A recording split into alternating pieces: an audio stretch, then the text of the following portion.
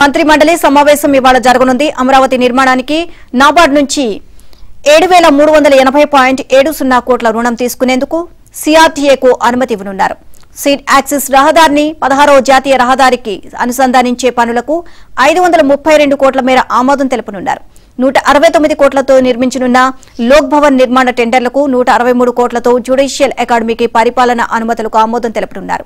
ఇటీవల ఎస్ఐపిబిలో ఆమోదం తెలిపిన 20,000 కోట్ల పెట్టుబడులకు 56,000 ఉద్యోగాల కల్పనకు కేబినెట్ ఆమోదం తెలుపనుంది.